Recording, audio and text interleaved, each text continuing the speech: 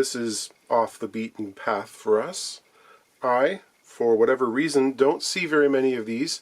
I suppose I have a reputation for working on specific types or makes of vintage guitar, and super strats aren't among them, I guess. And this is one of the most super duper of them all, I suppose.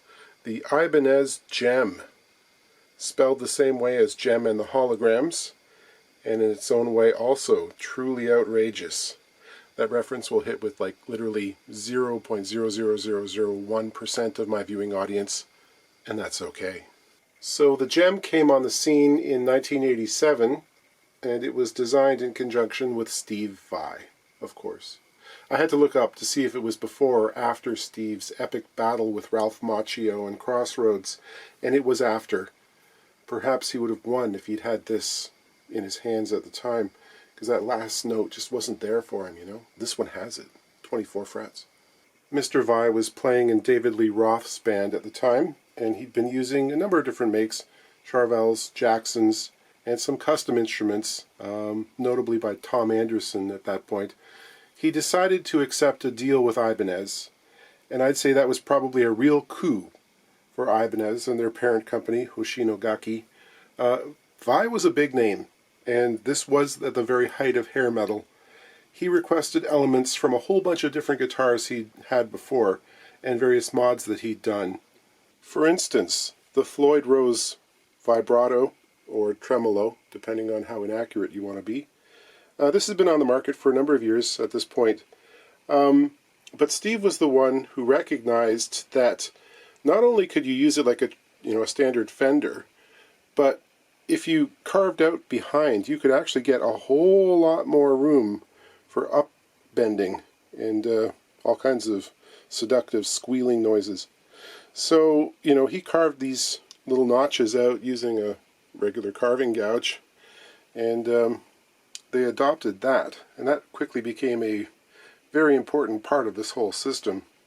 Steve was also the driving force behind having the dual coil humbucker pickups in bridge and neck position on either side of a single coil in the center, which could be split so that you could pair them with that single coil and get sort of interesting Strat-like sounds, but still have all of the meat and muscle of a dual coil when you needed it. And, it gives you something like the in-between positions on a Strat. He was also very adamant about using DiMarzio humbuckers. So one can really geek out on specs and models if you're a collector of these things. There were more than 25 individual models just made in Japan, and a bunch more produced in Korea. And the differences relate, in many cases, to colors and inlay patterns, and some are more rare than others.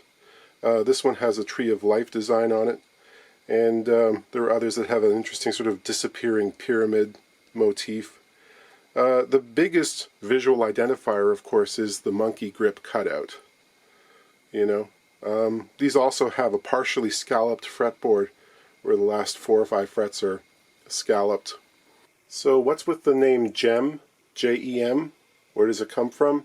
It's actually a reference to a boyhood friend of Steve's, Joe DeSpagni, who became a luthier, and he made Steve some guitars in the early 80s. He wanted to start a business, and he called them JEMs, and they were actual Steve Vai models. He was the first person to do the monkey grip cutout, and he came up with a lot of really wild shapes as well, which look good on stage. But I'm not exactly sure how Steve managed to control the name and let Ibanez use it, but apparently Joe was okay with that. Steve appreciated the guitars, but I don't think he found them all that easy to play. This information comes from an interview with Steve from guitarguitar.co.uk, it's a website. The article is entitled The Definitive Story of the Ibanez JEM. It's written by Ray, their features editor. Good information. The action on this guitar is quite comfortable. It's slightly less than 4/64ths on the bass side, 1/16 of an inch, 60 thousandths, 1.5 millimeters. And on the treble side, it is 2/64ths, 32nd of an inch, about 0.8 millimeters. Relief is around 6/1000ths. I'd consider that fine. This guitar had a fret dress and a recrown at some point, and the results do not suit the customer. With a preliminary look at the board, I think maybe this was done with the truss rod adjusted in sort of a non-standard way, so that more than the usual amount had to be removed in various areas. To most people, though, there would still be a good amount of fret height on this. But this player likes really tall frets. These are down in many areas below 40/1000ths, which is the height many guitars are shipped with. But he likes Dunlop 6105 wire, though, which is amongst the tallest available. Some people don't want to feel their fingertips against the fretboard at all. The sensation is kind of like playing a sitar. There's air under your finger. We could talk about scalloped fretboards at the same time. These were big at the time that this was designed. Yngwie Malmsteen had a whole lot of guys scrubbing away with nail files in their bedrooms. Basically, it's the same rationale. You're touching the string and nothing else. And that's supposed to reduce friction and make you faster. And bends can include more downward pressure as well as side to side, so you can squeeze a bit more out of it. The thing is, if you've got frets that are more than 55/1000ths tall, it's hard to touch the board. Yngwie was doing this thing on standard 70s Strats with comparably small wire. Dunlop 6105s. Dunlop has been making frets for a lot of years. The thing is, the dimensions that are listed on their website versus their packaging can vary a little bit, and Fender, who uses Dunlop wire, will give other dimensions for the same product number in some of their literature. So there's some confusion. This wire is nominally 90/1000ths wide and 55/1000ths tall, if you believe Fender. In this case, in the package, it says 93/1000ths wide and a staggering 59/1000ths tall. That's incredibly tall. And if you add on the tolerance, it could be an extra 4/1000ths. It means theoretically possible for this to be 62/1000ths tall. Does any of this really matter? Well, when we're doing a refret like this where we have a delicate and somewhat intricate inlay, if the width of the crown is very much reduced from what's on there, it could expose weirdness in some places that's currently hidden. Actually, this pattern is not so bad for that at all. You don't have very much pearl abutting the edges of the frets, so it'll be fine. And yes, this guitar really should have the Evo Gold wire on it. However, I was looking at what's available, and unfortunately, this player does not like jumbo width wire. So in order to get something this tall, he'd probably have to go with the 110/1000ths wide, super wide wire as well, which he doesn't like. So he's out of luck, and we're going to go back with nickel silver. With the string tension off, it's a good idea to check and see what shape the neck has taken. Some Ibanez necks are so incredibly whippy that to refret them and dress them straight, if you were to try to do it without a neck jig, it's impossible, basically. You never get them into the right orientation. So in this case, we've got a little bit of back bow starting around the 6th fret and ending up probably around 5/1000ths at the 1st fret, which is kind of normal, and that's good because I know it's going to pull forward with the string tension.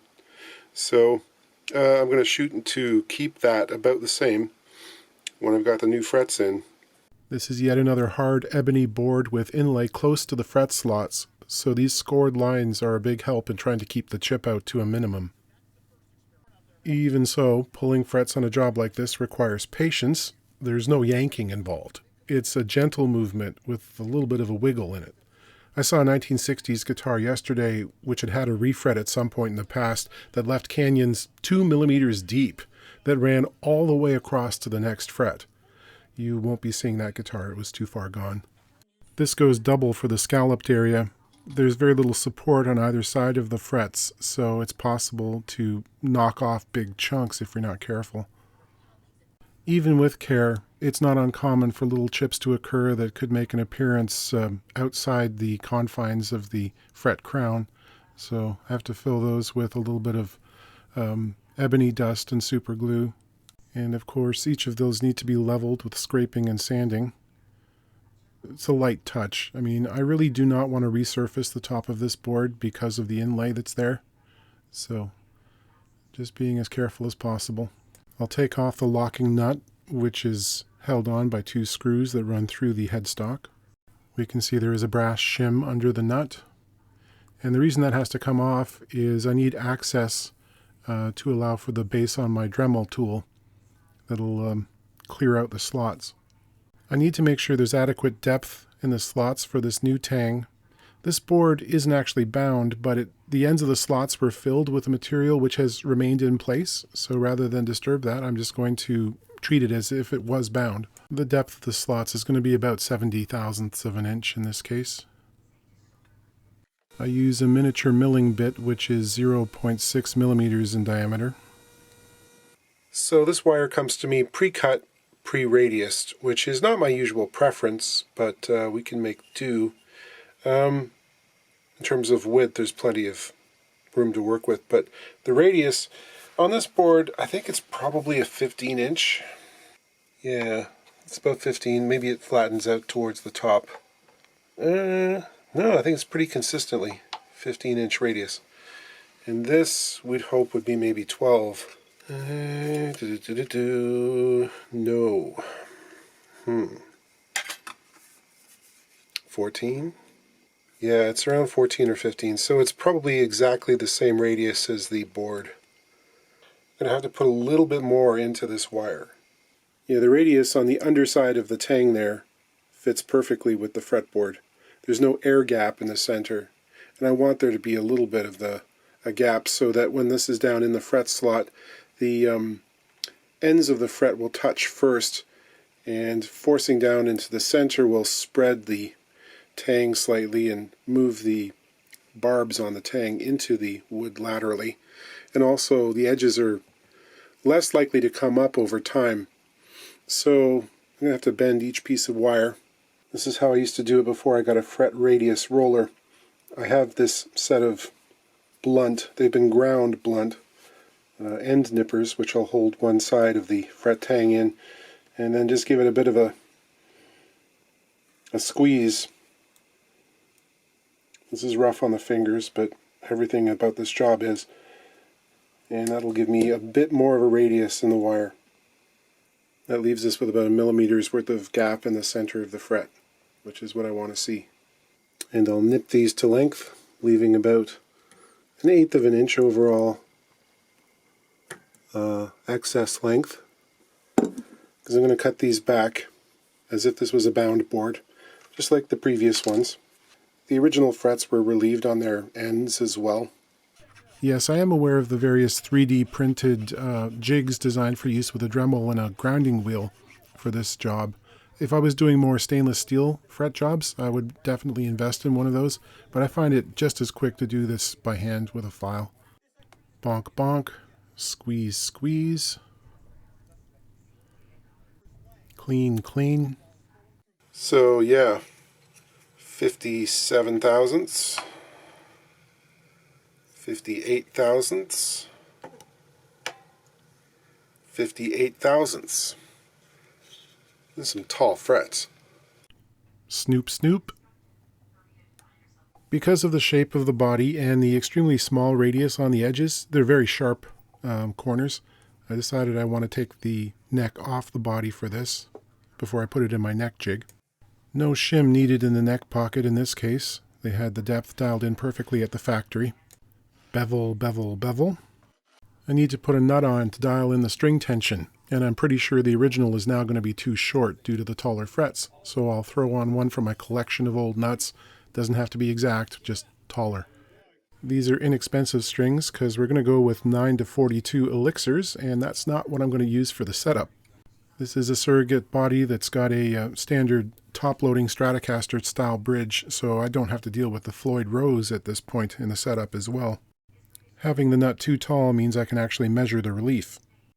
So I've brought this up to string tension, and it's been sitting around for a couple of hours to settle in. And what I'm going to do is dial in the truss rod setting so that the neck, the top surface of the fretboard, is dead flat as much as I can make it. I really want it to be parallel to the tops of the frets when we're done. I can always release the truss rod a little bit if I want some more relief, but I think that's probably the optimal setting in terms of stability. What this will also do is allow me to retain as much fret height as I possibly can. Okay, that is good and straight. I measure that on the bass side and check and see what's happening on the treble. That is also straight. This is good. I'll get this loaded into the neck jig. There's a ratchet strap that holds the body onto a platform, and there are little feet under there which are adjustable so I can level it. I'll bring up these padded neck supports. This is all in an effort to keep the neck in exactly the same shape it has under string tension when I remove the strings. There's a dial indicator in the center of the neck which I'll zero out before removing the strings, and then I can use the various feet to bring it back to zero. And yeah, it takes very little to level these frets. It's all about the preparation, really. I'm going to introduce a couple of thousandths worth of fall away at the very end of the board. This helps attain the lowest action possible.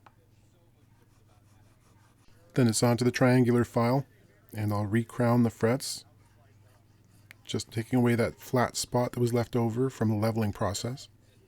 Polishing, polishing, polishing. Using a small safe edge file to break the hard corner on the frets and round them over slightly. I'll polish up the ends as well using micro mesh. I'll use the half pencil to give myself a visual guide and see how deep the nut slots are and what kind of a shim I might need. I'm going to need about 8 thousandths to start. Now I can put the good strings on. For those of you who might not be familiar, you really don't have to crank super hard on these hold down clamps for the locking nut. Snug is enough. Because we had a reasonable setup to start off with, and I'm not changing the string gauge, I don't have to do very much setup on this at all. I backed out the posts a little bit to bring us up to the same action we had previously. That accounts for the taller frets. Floyd Rose setups can be very frustrating. Because of the floating nature of this. It means that any adjustment to either the tuning or the tremolo springs will cause it to tip like a teeter-totter. You get one of those dialed in and the other is thrown off. So the way I go about it is I start off making sure there is too much tension on the springs, and I have this little wedge which I slip in here between the inertia block and the body, and I use that to level the top surface of the bridge relative to the surface of the guitar. What that does is it takes that wobble, that teeter-totter effect, out of the equation, so I can then set the action height and the intonation to the way I want it, at which point I can then just back off on the spring tension until this wedge loosens and just falls out. And that means that I'm not changing the setting at all. It ends up where I want it, where I put it. You know, that can be a great time saver. You know, it'll save 20 minutes of back and forthing.